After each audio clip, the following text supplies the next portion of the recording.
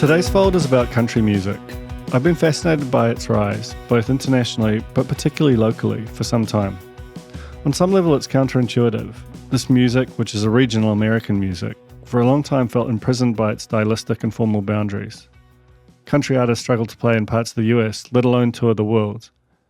Yet in recent years, country music has exploded, with its stars topping charts and playing stadiums. I had Millie Olekand, the New Zealander who has played a key role in guiding that rise, on the fold a couple of years ago. Consider today's podcast a sequel to that conversation. My guests today are Jason Winstanley, Chief Audio Officer at NZME, which has just launched a standalone country brand, and Mike Puru, a broadcaster and co-founder of Southern Cross Country, a digital country music station. We're going to talk about the rise of country, particularly in this country, and why it needs its own stations and where it might go from here. Jason, Mike, tēnā korua, welcome to the fold. Thank you. Thank you for having us. It's exciting. I wonder if you could start by just sort of introducing yourselves and kind of just give us a quick overview of the country stations that you now oversee. Okay, well, I'll start. Kia ora, I'm Mike Puru from Gore, New Zealand's capital of country music. I am part owner and also breakfast announcer of Southern Cross Country, which is on a digital platform. And we've been going for about a year and a half and absolutely loving it. But yes, country and my roots, because I came from Gore. An interesting story as to how the station got set up as well, but more on that soon. Kia ora, I'm Jason Winstanley. I'm the Chief Audio Officer for NZME, have been there a very long time, and I now look after a new country station called iHeart Country NZ, which started on Friday. So it's our first foray into country on terrestrial FM. We've had a number of offerings, including Southern Cross, that we put on our iHeart radio platform, but it's the first time we've done it terrestrially, and this harks back to, you might remember in the 90s, FM country here in Auckland, which we actually did purchase, I think, for a bit as Radio New Zealand back in the day, but we had to divest the frequency as part of the when it all went down. So again, not the first FM country station in Auckland, but again, we're happy to be back on the air.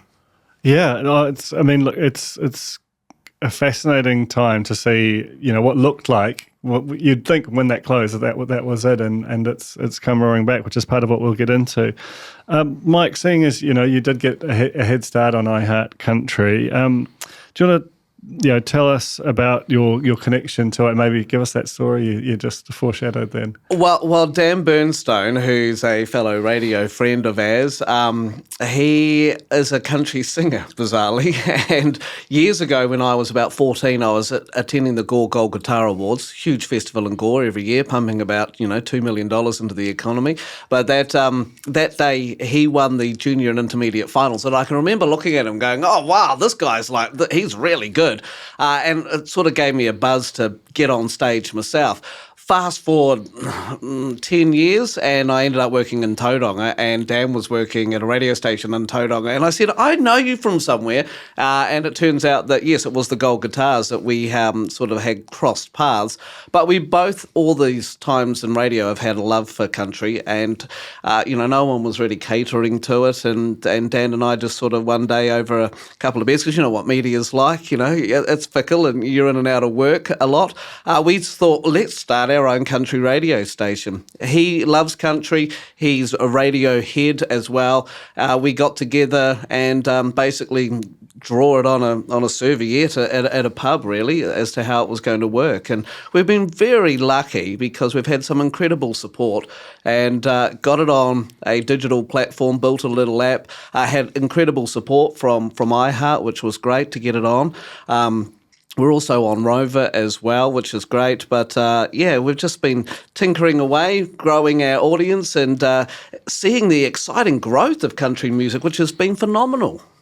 So do you want to tell us a little bit about how you go about, building what is functionally a radio station without frequencies? How do you build audience and how do you kind of generate a business model to drive in that environment? Well, much like the growth of country music has been sort of spurned on a lot by, I think, the digital platforms and people finding their own algorithms, what we basically did was we weren't even sure whether we were going to play old country, new country, whether it was going to be a hybrid of both. But basically, you buy some software which allows you to program a station. You get some sponsors on board to help pay for that initial setup. You buy an app and get a graphic designer, really. And, we were just drawing on our experiences, I guess, from years in radio. You learn a lot working for commercial entities. And we basically applied that premise to what we were doing, but just on a very small scale. Once you've got it on the app and it's broadcasting, the biggest problem you have is just letting people know about it. And I guess what we've worked out over the years is that it's the social media platform that really grows us. And we provide information, a community, I guess, for country music lovers and the country music team in New Zealand, I guess, through that social media platform. And then what happens is people that like it start sharing it, and then you sort of grow from there. I would suspect that we have probably a bigger presence on our social media than what we do with people actually tuning into our station. We would love a frequency. Lucky iHeart country. We would love a frequency. But, at the same time, people's listening habits are changing. And I think, we just got in at a time where there was an audience that needed catered for. We thought, well, let's just start it and see what happens. And lo and behold, it continues to grow, hence the birth of iHeart Country that have terrestrial FM frequencies to help market that, And people will tune in. They'll either like it or they won't.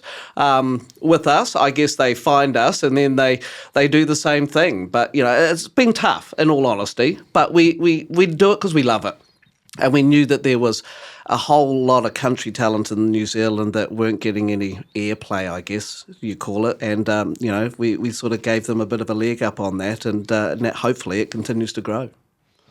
So, Jason, it's quite a different proposition for a big listed corporate like NZME. And the rise of country, it feels like it's been very swift in terms of that kind of modern or contemporary rebirth. Do you recall when the likes of Morgan Wallen and Luke Combs started getting playlisted on pop stations, and was there a sort of a nervousness about kind of breaking that wall? Because for a long time, as big as country might have been in parts of the world, it really would have been a bit of a red line to cross for some of the sort of more pop format stations where it's now fairly ubiquitous. Totally. Well, I think if you think about the top 40 stations, which both Mike and I have worked for in many younger years, you think about top 40 music, it is what it says it is. It is top 40. It shouldn't matter what the genre is.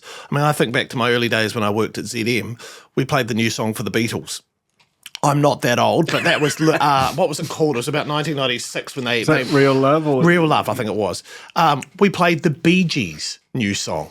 Again, we were playing Meatloaf as the number one song on the Hot 9 at 9. Now, you actually think about that now and go, that seems crazy, but it shouldn't matter what the genre is. So I suppose, yes, there was a bit of skepticism when the likes of ZM starts playing some of the country stuff, but again, it shouldn't matter. It's top 40. People like it. You mentioned community, and I think, Mike just mentioned community, and I think that's the bit we're seizing on, that we're seeing. And you say it's been a meteoric rise. I actually don't think it has. It's actually always been there. It's just crossed over into the mainstream more recently. And the country community, whether it be an audience community or even a client community, has always been there and is large. Just look at those concerts. I mean, you and I were at Luke Combs the other week at the first night of Eden Park, and you just go, this is a massive community. I went to Chris Stapleton. It's a massive community, and that's really what country has always been. And they're getting the music, like Mike was saying, from lots of different places. We're just another one now for them to get it from. And look, Jason has brought up there those concerts. I can remember going to Morgan Evans back in maybe 2 years ago at the power station. It was completely sold out, and the crowd was really diverse. It was full of young people, and there's been a lot of those sort of gigs where Dan Bernstone and I have gone and stood there and just been blown away. So you're right. I think Jason's right. The community's already sort of been there for a long time, but I guess now they're getting serviced, so to speak. I remember back in 2022 when I went to the iHeart Radio Festival in Las Vegas, and the Black Eyed Peas were on the list, the Black Keys, Lionel Richie, Harry Styles, all of these. And I knew of Luke Combs, but every time his name got mentioned, the crowd there went wild, bigger than anyone else. And I was like, I couldn't believe how big it was. He comes out, sings his song, Beer Never Broke Your Heart, which is one of the greatest lyrically written songs of all time in the Countryland. And the crowd went absolutely berserk, from young to old, male, female. It didn't matter. And that point, you suddenly realise this guy is one of the biggest stars in the world and bigger than all of these names who we know here. Yet he was not broken in New Zealand back in 2022. There was a little bit of airplay for him, but wasn't mainstream. Now you sit here and go, he's selling out 2 nights at Eden Park. You go, wow. Amazing. I mean, do you want to talk, Mike, about that kind of community and audience thing? Because I feel like for people who aren't engaged with it, there's this kind of cliche about a sort of conservative, older, white audience for country, and then you go to the shows and it's young, it's much more diverse than you think. The thing that strikes me about it is you typically will not recognise anyone. It feels like it's a rural community is a big part of it, or certainly not or maybe suburban. It's not the same kind of people you see at other shows.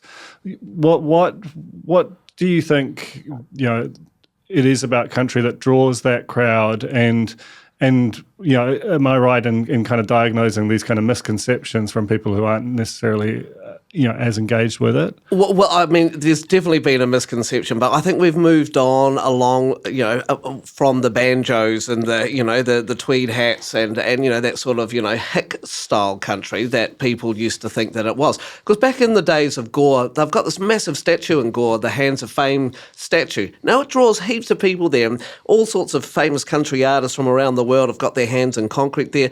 When they first wanted to put that up, everybody in Gore was like, nah, we don't want to be known as a hick town. But they persevered, and now it's a monument that Gore's proud of. But there certainly has been a huge shift in the audience, and I think people like Shabuzi that have come through, making huge ingrounds in UK. There's huge growth in Germany as well.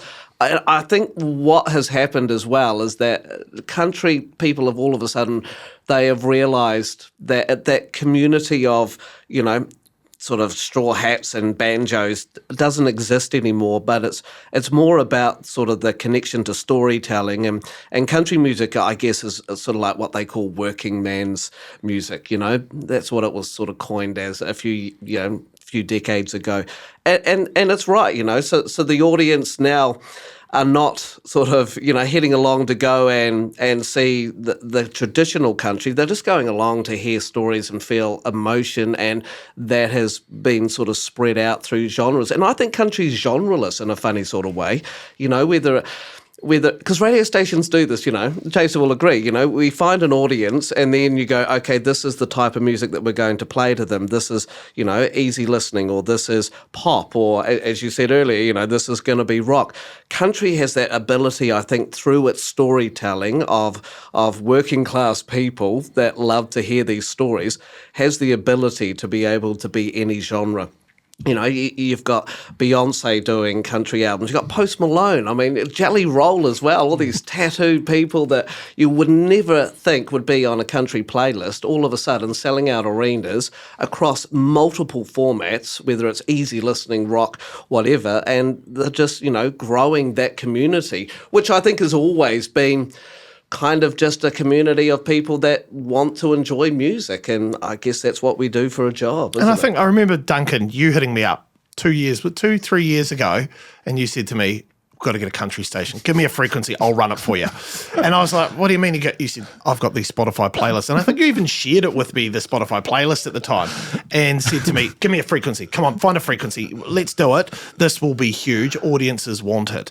And I think, again, I wouldn't quintessentially call you a country guy per se. It's one of the genres of music that you love, right? And I think that's the greatest thing, like what Mike is saying, is it's almost genreless these days. It sounds similar in part, but then I think Dolly Parton down one end and Jelly Roll down the other don't sound anything like each other, but they do have that great storytelling amongst them. Yeah, look, that did happen. I won't pretend it didn't. I mean, but it's interesting, right? Like the that sense of, I agree that country music contains multitudes and there are all kinds of subgenres within it which you can find countrified essentially.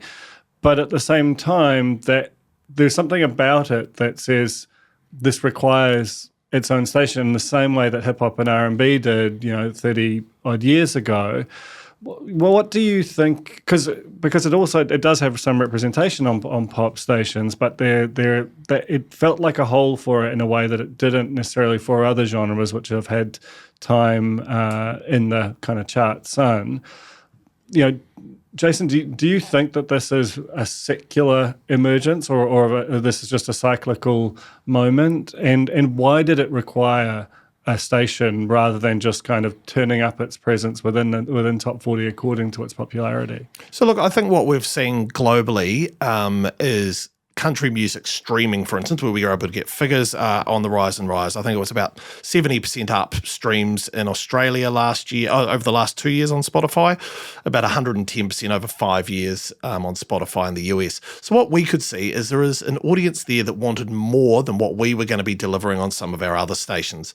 So by bringing a country-only station in as a place that you can go and know you're going to get the latest country music mixed with some of the older ones you love, and it's right there for you 24/7, as opposed to, say, a ZM for us, where we are playing more country music than ever before. But again, there's probably not enough music in there, or not enough music that we'd have to take off and wouldn't play to have country on even more. It just seemed like the logical place for us. And I think as well, it had been bubbling away for some time. Mike and his team took the punt and said, let's give it a go.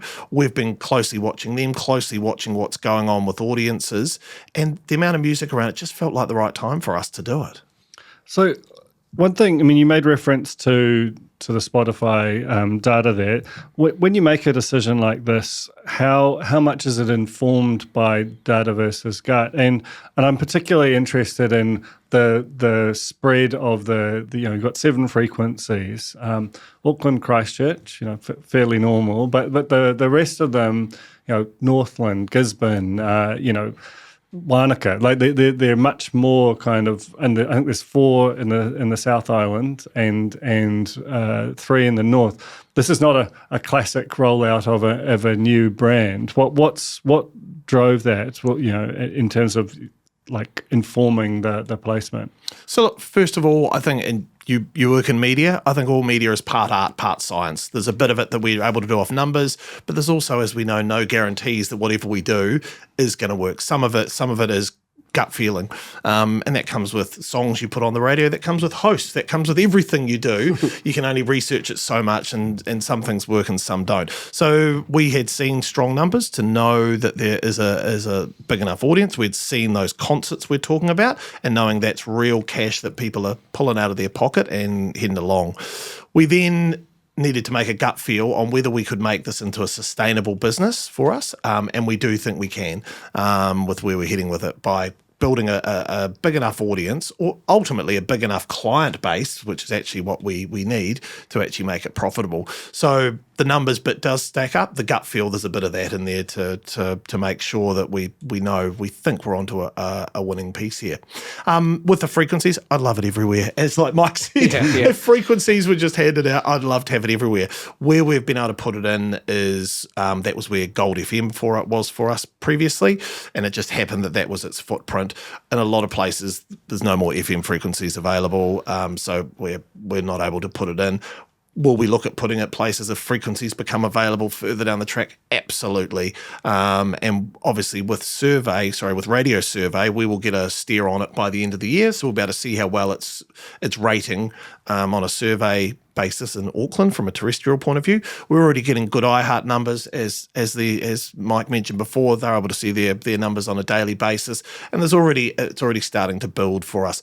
But I suppose that for us, we've got a job to do to introduce people to it, and I think this is where with likes of what Mike and his team are doing. We just want to build country music. And so that's where, for us at the moment, we're on an offensive with marketing to build the station up on both our frequencies and on iHeart, but to also build country music up. Like, how can we all get involved and how can we grow it bigger than it already is? Because, again, you only need to look at the likes of the US and see how big it is there. Where Australia is even at now is just super impressive. Well, yeah, and because Australia, I went to that CMC Rocks Fest last year, and it was incredible. 23,000 people. It sells out straight away. I mean, it's just continued to grow. And it's interesting too, because when you look at our numbers, I guess Christchurch is probably our biggest base. And you're right, there is a slight rural, I guess, sort of feel to what you are doing. It seems to have a bigger reach in those rural areas for us. But I think that goes right back to the country music clubs around New Zealand that have been traditionally, holding their meetings once a month, having competitions. And there's some massive country music competitions. Now, I'm not saying that we cater to the country music clubs of New Zealand, but what I think has happened is that there have been a lot of those instances where they've found their foot on the stage. They go to something like the Gold Guitars. They look at somebody like Kaylee Bell, Mel Parsons, Tammy Nelson, these young artists that are making music. And all of a sudden, all the grounding that they've had from those sort of rural stages and competitions, entertainers of the year, the Gold Guitars that they have, they all of a sudden can see that they can be like a pop star, I guess. They can be like a Taylor Swift. So it's slowly moving into a more city vibe, I guess, because of the music of your Luke Combs, your Morgan Wallens. All of a sudden there's that sort of crossover from being a rural type sort of music base to a more mainstream music base is happening, which I guess is why we tapped into it, and I guess that's why iHeart have tapped into it. I mean, I know what you're saying, Duncan. You're basically saying, why does country music need their own format? Can't we just grow country music on these other stations that we have because of the genres of country music that there are? The reality is there's just so many great country music songs that tell incredible stories and are beautifully crafted that sometimes don't get a shot at these big top 40 stations because they just don't, I guess, have the infrastructure behind them to be able to do that. And this is why we do what we do. It's why Jason's doing what NZME are doing, because there's the potential to help blur those lines, I think, where country music just becomes accepted by people and they go, oh, this is a good track. And your algorithm on a playlist will do it for you. You know what it's like. You find people that were listening to Luke Combs' Fast Car probably didn't realise they were listening to country music. They have that on their Spotify. All of a sudden, it starts popping up all these other songs. Before you know it, you're listening to the Red Clay Strays and Zach Top and all these sort of random folky country bands that can potentially be on a rock station, but all of a sudden you're introduced to them. So I think there is a move from that sort of rural, hokey country stuff to mainstream, let's have fun and go to a concert type situation. I think as well, though, like you mentioned the likes of Luke Combs, I think one of the things is these artists cross over all age groups. I sit there with my 9-year-old daughter, loves Fast Car. I mean, I remember it the first time around, it was a beautiful song. And my mother also loves Fast Car. You sit there and go, a 70-year-old woman down to a 9-year-old. You think about that rural piece that you mentioned, Duncan, and these are the concerts that they're willing to pay money for and travel for as a group. If I said, let's all go to Auckland and come and see Dua Lipa, I might have a couple of friends who go, yeah, I'm prepared to shell out for that. Whereas Luke Combs, they sit there and go, it's a family event. That's why we're all coming up. And I've got a lot of family in Hawke's Bay where my wife's family is, and they were all gutted they didn't get in fast enough to get tickets, and 20 of them come up on a bus. And I think that's where it can be seen as a rural piece. I think it's more they're just willing to actually travel to the likes of Auckland to see it. You can also think about things like the Mission concert. They've had country stars there before, and again, sell out like that. So I wouldn't say it's particularly strong just in rural. I think that the city vibe of it's getting bigger. But again, I think to Mike's point, with those country clubs out there and the storytelling that's been with it, there has been an affiliation with it. So what Wanaka, for example, I mean, home of great rodeos as well. I mean, is that part of the decision for you guys to go there? It wasn't. It was more sitting there going, look, with us having a frequency there, let's get it in there. And West Coast as well. Do you know what I mean? So we've got Wanaka, West Coast, Christchurch and Nelson are the four markets there. And they were literally just the four markets that we had frequencies in. But if there's more available, Minister Goldsmith, we'd be happy to pump it on, as I'm sure Mr. Puru would as well if there were more available. I mean, it'd be really interesting to see how they track and if there is a kind of a pronounced skew versus the urban frequencies that you've got. It'll be an interesting test case. I mean, you look at it in America as well, Duncan, and again, country isn't as big in the big cities as it is in some of the further down ones, but it's still one of the top 3 or 4 formats in the States wherever you look. Yeah, and you look at the growth, I mean, a 23% increase in America over the last 2 years of people listening to country music. I mean, that's double any other genre. So it's certainly great. And look, just last week, there was a little fella called Max McNowan who played at the power station. It sold out in a heartbeat. But how many people would know who he is? You know, not that many. But I mean, it's just because there is this community of country music lovers that are getting some incredible talent and taking the risk and coming to New Zealand. We've got Brad Cox coming up. We've got Billy Strings, and to be honest with you, there's probably a lot of concerts that people will be wondering as they drive past the power station thinking, why is that sold out? Why are all those people there? So, it's really starting to really turn a corner, I think. And Millie Oakland, especially for New Zealand, Millie Oakland, I think she, her role overseas in Nashville was instrumental, I guess, in helping people like Kaylee Bell and Tammy Nelson. But we've got so many others as well that, are going to go through that system. And you no longer have to go to Nashville and live there and be a songwriter to become a global country music artist, because social media and streaming services are doing that for you. And, I'm really excited about where it's going. And I sit there and listen at night time to what we do on Southern Cross Country. And it's just good, easy listening, isn't it? It is. It's just easy to listen to. So, I mean, you made reference to both of you to these live shows, which have felt like I take your point about it not being a purely rural music and it having the community have been there, around for a while. And yet, when you go along to like either the Luke Combs Spark or Morgan Wallen Spark shows or the certainly the stadium shows, there is a sense of a step change and of something happening around you that you weren't previously aware of, and particularly an audience that hadn't had a chance to be in one place at one time. And that is a combination of accessibility through streaming, but it's also a result of promoters, both locally and internationally, taking bets and kind of following through and building a bridge to venues, which, I mean, the idea of I remember when the Morgan and Luke Combs shows were announced at Spark, it didn't, they had almost no radio support to speak of prior to that. It was shocking to people within the industry, and then that they were announcing it, let alone that they were sort of selling out. How much of the just to describe for people in our audience who are unfamiliar what you see when you walk into a venue like that and see that this audience cohering for, if not for the first time, for it hasn't been going along very long that we've had artists at that scale touring here. Oh, look, I think one thing, Duncan, that you've hit on is that promoters are now willing to take the risk. And I'll call one out specifically, Brent Eccles. Brent Eccles 100%. Also has hit me up, like you, basically almost saying he'll run it for me. Just get a frequency and get it on the air and you guys market it. Brent has been a big supporter of country music in New Zealand and is one of the ones who took a risk once he could see something was building in terms of streaming numbers and sales on things. And again, he took that risk to go big pretty quickly to test the water. And what do you know, it worked. And I think what that's done is just go, well, there is money there. There are people there who are into this. We can see that now. We can actually build on that. And especially as we've seen the rise of Luke Combs, for instance. And the only reason I'm picking on Luke is because he did do 2 stadium shows here at Eden Park. I mean, that's the biggest we have had so far.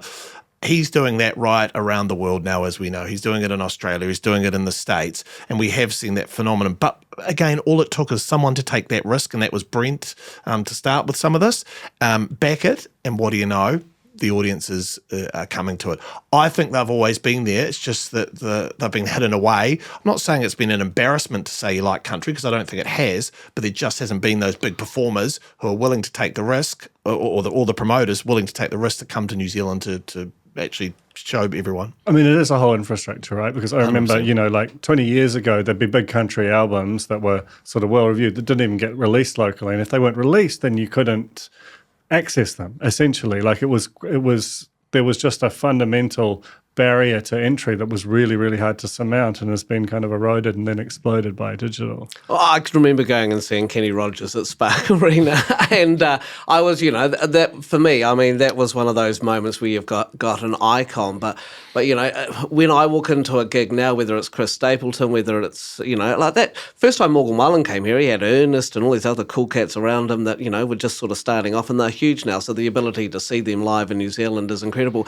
But when I walk in, I see people with money that are willing to spend it, that will spend money on their clothing, that will spend money at a hotel. But also I see people that I guess for the first time they get to go and see their favourite artist live, and they have a moment with their partners, a night off. The kids are, they've been babysit. It's their big trip away from Palmerston North. When Cooper Allen, he writes some crazy songs, Cooper Allen. He came to New Zealand, did a gig at the power station. It sold out, and I hosted about 10 people there, and they came from all around Auckland, maybe 2 from Auckland. The other 8 were all from around Auckland, but it was their big night out, and I think it's that sort of collective experience when they're listening at home to an artist, and they get the chance to go and be in a room full of other people that love Cooper Allen, and they feel good about life, and they're having a great time, and I see that enjoyment, and that's what music does, and I'm not saying that, we do radio to tap into the business side of it. The reality is you've still got to make money, but, I love when I go to a concert and I just see people for, it might be their big spend of the year, watching somebody like Chris Stapleton, who just turns up with a band and his wife, and they play. It's pure music and enjoyment, and I love it. And I sit there sometimes going, "Oh, there's an audience. Oh, people love country music. Oh, I've got to keep growing our station." But that's what I love about it. And country music, I think, above all the other genres, has that ability to tap into people's emotions.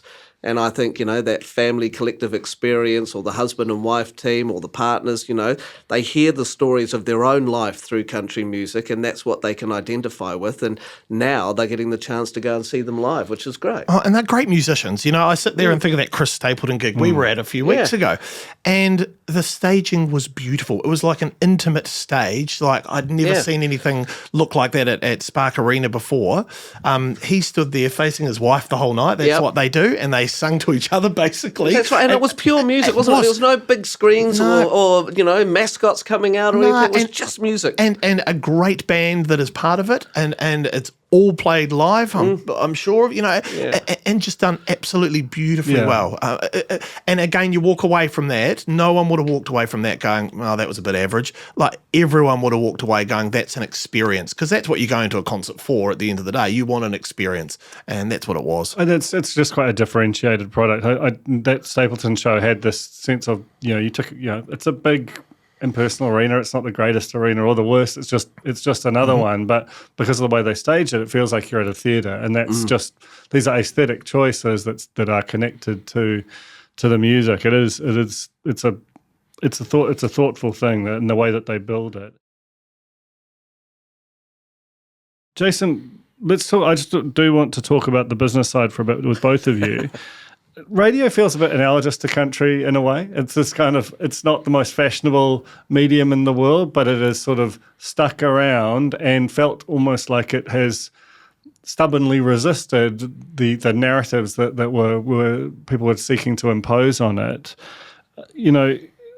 What are you like seeing in terms of like radio, just this kind of cockroach of media, just surviving and thriving despite all of the kind of narratives that are impacting other media around it that don't seem to impact in quite the same way. Well, look, I think go back to radio hasn't changed that much, as anyone we talk to about it. Radio is, for our talk station, for News Talk ZB, is a people with a few ideas every day that open up the phone line and interview a few people. How we deliver it has changed, but the concept of it hasn't. The concept of what Mike's doing and what we're doing for our music stations is actually the same. Instead of playing them off vinyl these days, we've got flash computers that we can download them all. So as such, that bit hasn't changed. It's audio, it's music, or it's interviews, it's connection with community. So from that point of view, the bit that's changing here is how it gets to you. So again, we're on a podcast today, which is not radio, obviously, but it's basically on-demand radio in a lot of ways, or on-demand audio. What we see is that terrestrial radio is still a really important part, or plays a really important part for people's daily lives. A lot of it is around the commute, either to or from work, that is still really important. And again, every car that's being bought in New Zealand at the moment, every brand new car still has an FM radio on it, and most of them still an AM radio on it. Does it connect up to your iPhone or to your Android phone as well? Yes, absolutely. But for a large majority of New Zealanders, just clicking on or clicking through the stations you want to listen to is still the easiest way to do it. But we also want to make sure we're in places that audiences are as well. So that's why for us as well, with all of our radio stations, we're investing in podcasting and making sure there's podcast content available. We've got iHeartRadio, which we have the deal with, so that you can listen to us on there if you want to, on your smart speaker or on your TV, wherever you want. Again, I still think there'll be evolution with the way we get content to people, and that will continue. But the actual content bit really is fundamentally still the same in a lot of ways. Do you think that there is a danger with, there are now stations without announcers, stations without ads, stations where the kind of the local aspect of it, or the human aspect, isn't what it was previously, that you risk in an era where the competition is Spotify, which is an amazing product, but does lack for that the more you make it similar to that, the more you risk eroding what's differentiated about radio? Totally. And look, we have launched iHeart Country with no announcers because we wanted to get the music piece right first. And again, we want to make sure that we're starting something and it's going to evolve over time. This isn't a set and forget and away you go. So we've spent a lot of time going, right, for now, we're going to go announcer free and really let the music do the selling. We're programming the music locally here. We're making sure that we're choosing all the songs. Kaylee Bell, we're going huge on at the moment. Tammy Nelson's on there as well. But like Mike, we want to be supporting the local country community. And we will probably at some point add announcers back in there and other bits and pieces, but it might not be the normal way of doing it on a radio station. We want to try some new things here. We want to try different ways of building that community, of working with that community. We want to try different ways of selling it that maybe aren't as what we traditionally have done in radio, where you play 3 minutes of ads every half hour kind of thing. We want to look at it differently and reimagine it, I suppose, as to how we could do it. I mean, Mike, this is a bit of a differentiator for you. When NZME made this announcement, how did you feel about it, and what, does the fact that you have this differentiation around announcers and so on give you a bit of confidence that you can at least kind of hold your ground, or that there's sufficient differentiation, I suppose, around the product? Well, look, there's two things I want to bring up. The digital listening in the UK has sort of starting to surpass the FM listening, which I think is a fair point, and the way we listen to music. So that was part of why we weren't worried that we didn't have a frequency when we started. We thought, let's just get going. The other thing is that, yes, you can run the risk of becoming a Spotify playlist jukebox on a radio station with, having a few sweepers that go, well, we're New Zealand, this is our playlist. And what we were potentially going to do the same thing, just have a playlist. But I think for us to sort of grow that audience and to tap into that community a bit more, it was important for us to have we've got Miranda Easton, who's a singer who does our day shift. We've got Hamish Denton in the afternoons. I do the breakfast show. And look, it's just a way for me to help connect what is happening in country music to the real life day-to-day situations in New Zealand. But at the same time, I also get to mention the country music festivals that are coming up. I get to interview the organisers of the Bay of Islands Country Music Fest. And we have a we chat, and then we've been able to have interviews with Jaden Shingleton and Rosie Teese and Abby Christo and all these country music artists that do quite well in Australia, bizarrely, before they do well in New Zealand. So I think that sort of fostering of the community of country music was important to us, which is why we have announcers. We didn't. No offence, but we didn't really want to be a jukebox on the radio. But the reality is, that jukebox on the radio for iHeart can potentially be quite powerful, and they might further down the line start adding a few more elements to it simply because they have the cockroach of radio, and that is an FM frequency. And there are millions of dollars to buy. Look, I do all of this for free. We don't make... The only money we get is to pay for our server and to pay for our social media person, because that is where our growth lies, really. So I would love to have $6 million to buy a frequency, because I think if we can marry both what we are doing and what iHeart are doing together and make it a sort of everyday station, then that would be a beautiful thing, I think. And I think country music lovers in New Zealand would absolutely love it. And I think other genres of listeners would probably tap into it as well, going, oh, okay, cool, we've got a bit of local content, we've got announcers keeping us up to date with what is happening in New Zealand, and I can hear it on my car. Because, people don't like spending money on their data, FYI. That is the big problem. They get a bit sort of iffy about it. They're like, I can't, and their phones go flat on their, in the car or at work, so they a little bit iffy on streaming. But anyway, we've persevered. And we can see that, data prices are coming down and people are using digital as a way to listen. And it's given us a good sort of foot into the door. And, long may it continue. But one day we might have a frequency. Yeah. I don't know why Jason didn't come and talk to me at the start. Why didn't you just take what we were doing? You can make a deal live on the fold if you like. I think that music curation thing is still an important space too, Duncan. You mentioned Spotify, and obviously it's all algorithmic based on what you've listened to in the past. A real important part of all music radio is the music. That's 80% basically of the output from the speaker. Each of us has got music directors or a program director or someone who's selecting those songs and placing them in the right way. Yep, we've got computers that will help us do that. We've got research.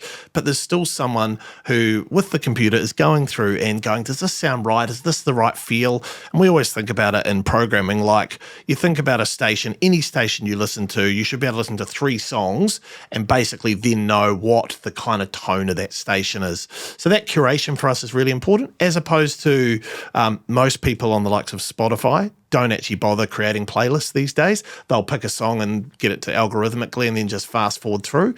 A lot of the time, to your point at the start, I think, Mike, you were mentioning you'll dial up Luke Combs, then before you know, you're over on a whole lot of crazy other stuff and stuff that you don't necessarily like. What we're able to do is go, right, we're going to pick the best of old and new for you. We're going to be researching that consistently, and we're going to turn those songs over at various times. So, Jason, your job title now is Chief Audio Officer. A few years ago, Chief Radio Officer. That sort of speaks to the way that both for NZME and the market more broadly, it is the digital and the terrestrial are kind of married conceptually. How much of the likes of Southern Cross or in the talk space, the platform or reality check, how much do you sort of pay attention to these sort of emergent digital brands when you're kind of considering the curation and the direction of the audio portfolio at NZME? Look, we look at it, but I think one of the things you're missing here is audio hasn't stayed static in terms of the audience. The growth in audio content has gone alongside the growth in audience and time they're spending with it. And there was a study a couple of years ago, I can't recall which one it was from, but what we were seeing is that time spent with audio was coming off time spent with social. We're all so busy now. We're all out and about doing things that, again, the amount of audio we're listening to is a lot more. I think the other thing is the Apple AirPods now opened it up. No longer do I have to have a Walkman attached around here with the cable here and all of that stuff. Yes, so true. I can now, and I look at my wife who has the iPhone in the pocket with the AirPods in while the kids are screaming and listening to various podcasts. It's so accessible and easy now, more so than ever before. And I think that's where we look at what's happening and can see what's happening in podcasts, what's happening in streaming, what's happening in streaming music, what's happening in radio, and before we make decisions on what we're going to back. But in saying that, we're just seeing audio content getting bigger and bigger and bigger. So, let's talk about the platform reality check just in terms of the talk space. I mean, your juggernaut is ZB, and it continues to sort of defy gravity, which has impacted other brands that are in more of the talk space. Have you, what do you see when you look at those, and have they impacted ZB at all? Look, I haven't seen any impact from them at all, and you're well aware ZB's never been so big as it has been in the last 5 years. Yep, part of that's pandemic, but part of it's just a great host lineup, a great offering that no one else has. I think when you talk about the digital space and the two others with the platform and Reality Check Radio, we're also competing against all the big American podcasts as well. We're competing against so much talk content like you have never seen before in your life, and that's just audio, and then there's the video piece over alongside it, and yet News Talk ZB has never rated so well. So I think that's where I think there's a lot more consumption going on. We can't worry about all those other talk products, I suppose, from an interview or a news basis out there, because there is truckloads for people to listen to. But what we know is we've seen an absolute growth in the last 5 years of where our talk product's gone. And that's not just in terrestrial radio listening, that's in streaming. I'm sure it's no surprise, it's our biggest streaming radio station on iHeart. It's our biggest podcast deliverer in terms of whether that be full show podcasts, whether that be replay pieces, whether that be whatever. ZB again is a massive juggernaut for us. And that comes down to one thing, genuinely one thing, the quality of the content we're producing. Nothing else. That literally is as simple as that. And it's not just built on Mike Hosking, for instance. It is across every show, and that's the real important part for me, has been as over the last kind of 10 years, we've evolved ZB, as we've had a few people retire, is making sure we put quality in there day after day after day. And it's trust and heritage as well. And I think, I suspect that News Talk ZB and the growth of the digital is actually helping all the other formats as well, because all of a sudden you're introducing people that might not necessarily have ever listened to a podcast before or watched or downloaded an interview on a website, all of a sudden starting to use that technology, which is great for the industry. And I know, look, I know I keep kind of maybe contradicting myself when I talk about the want of an FM frequency and also the digital sphere, but there is a big change, and we are seeing a lot more people listening to radio, so to speak, through digital platforms. And as I said at the start, I guess our biggest strength at the moment is our social media. One of our biggest clients is Silverado, right? And they basically paid us to do some ads, but more importantly, they wanted a little bit of exposure on social media. Now, for us, we kind of go, oh, wow, it's like we're doing all their marketing for them in a social media platform and doing some digital content for them as well. And for them, the sort of the radio station side of it is just a bonus, really, a tag on. But, the ability to be able to put their logo in front of people whilst at the same time using that money to pay for your radio station is sort of where that business is heading at the moment. It just, rather than trying to get a client to convince them that a 30-second ad is going to deliver them results, you now have all these other digital offerings that you can go, well, actually, these are specifically targeted to that audience. These are people that might want to buy a Silverado. They've probably never seen the brand before here in New Zealand, so let's put it in front of them. And there's exciting growth, I think, with that. And, it's radio. People, when I started radio, people thought, video killed the radio star, it was going to die, and it's just managed to stay a lot. And all these digital offerings, and you're right, Duncan, you can. Well, Jason, there are so many different things from around the world that can compete with you here in New Zealand, but you get your product right, you get the right host, and you keep it Kiwi, and there's a little bit of trust there, and you can continue to develop that audience. And at the end of the day, media, as we know in this country, and radio, it's population-based, and we've got a much harder job in New Zealand in trying to foster audiences to stay with us because we've just got such a small population, and the reality is if we could have 10% of an American population, then we'd all be making millions of dollars, but 10% of a New Zealand population, it's just enough to keep the lights on, so to speak. I think the other thing, Duncan, and look at what you've done with the Fold, right? Consistency is absolutely critical as well. So I think those two bits, quality and consistency. You put this podcast out on the same day every week, and I bet you're still growing audience every week that are going back and listening to the older ones. Yep, you do the old emergency one, but you're consistent with it. It blows me away in media how inconsistent a lot of media is and how the quality isn't always there. And I think that's the one thing I drill into our teams is we got to have a breakfast show on any one of our brands 5 days a week. It's got to be 8 out of 10, 5 days a week. You might have like one day that you get to a 9 or a 10, but we can't be having 5s and 6s out of 10. Like, again, that consistency is absolutely critical. And so if you're consistently great at what you do every day, you're going to build an audience. So finally, Jason, this is probably particularly pointed at you. So NZME is like all media. It's a challenging time, and obviously there's been a kind of an external challenger recently. But the digital audio space was called out, and rightly so, as a real bright spot within the portfolio, and that's despite what you might look at as a vast amount of competition in the form of both YouTube for talk, essentially, and Spotify's, the massive emphasis they're putting on podcasting. You guys have iHeart, in New Zealand, and then you have, all of the other kind of resources besides that. Why do you think, in that kind of competition-rich environment, in a very difficult advertising market, that you've managed to kind of make that something that's resistant to what would look like a fairly troubling kind of commercial situation? Look, I think a couple of parts, like I mentioned before, how people get the content in some ways doesn't matter. So again, it's digital. For some of our content, it's terrestrial for others. In some ways, we've just got to be the places where people are. Second part, the streaming business is really an extension of our radio business. What we're seeing there is a transfer of audience over from one technology to another. So I'll let that sit there and go, we're selling it differently, but you're either listening to ZB, for instance, or ZM or the hits on your car radio, or you're listening to it on iHeartRadio. The real interesting piece for us is around that podcasting piece. And you can look at the global stats on the money that's being spent, the consumption and all of that. New Zealand is still in its infancy here.